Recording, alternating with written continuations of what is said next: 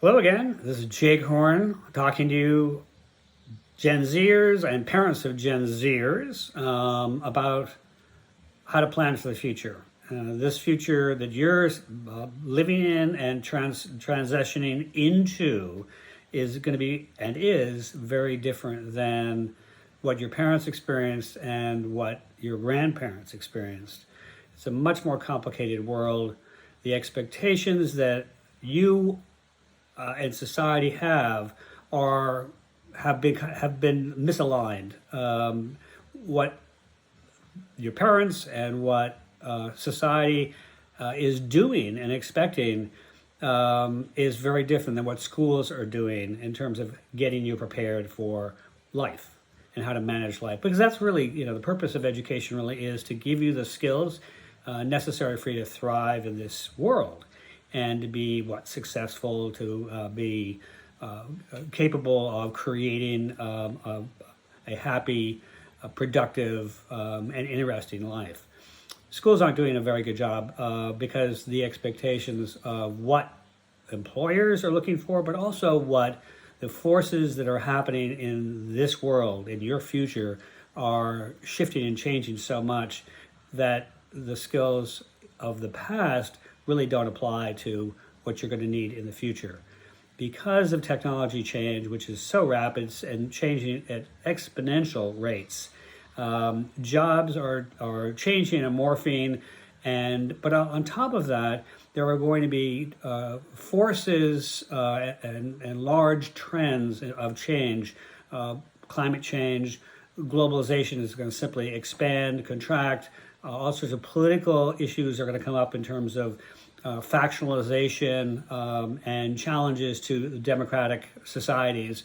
But, as well as, sort of other related issues which will address issues of nationalism, issues of identity, purpose. All of these things are in the process of changing and shifting. And you throw on top of that things like the pandemic, and it really forces society to adapt and change. You have to be able to do that, to be able to keep ahead, plan ahead, and be prepared for really changes that you can't really know what they're going to be because things shift and change in very unpredictable patterns and ways.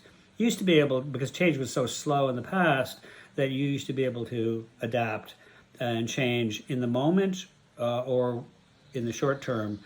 The problem is that with changes happening so exponentially that frankly you have to really plan much further ahead, and you have to build a certain base set of skills, not how to code necessarily. That's really kind of a first level set of skills, or how to be good at technology. First level skills. It's really what you do with those skills, how you relate to other people, how you engage, how you communicate, how you think laterally about the connectedness of different aspects of society and different aspects of your particular interests and how they connect and amplify.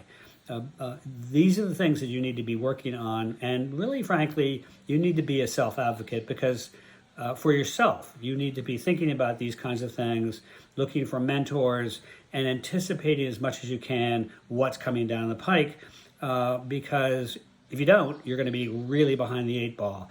And frankly, with the amount of changes that are coming ahead, we're all going to be struggling to make sense of it all and stay ahead of the complexity of change and pressure that's ahead of us. So all I'm really saying is that it's really important for you to think differently about what school is all about, how you go about building the essential skills that you're going to need. And again, these aren't just the hard skills of how you build things, how you can be, what architecture is all about, how to be a good architect or an engineer. Those are, those you can learn. and you can take courses in that. But what's much more difficult is what's called the emotional intelligence side of you, which is how you can adapt fluidly, how flexible you can be, how creative you can be, how much of a strong self-advocate you can be, how you network and communicate. All these things are what society is really looking for, and what careers will require if you're going to be a person who can thrive in the society. Hope that makes some sense. I know I'm speaking very rapidly. I'd love to talk to you if you're interested. My mentoring enterprise is the Student Compass. And I mentor Gen Z students and parents about how to think about the future and how to plan for it. So anyway, enough of this. And if you're interested, get in touch with me through my website or looking for the Jake Horne 8216 at gmail.com. So anyway, talk to you soon. Take it easy. Bye.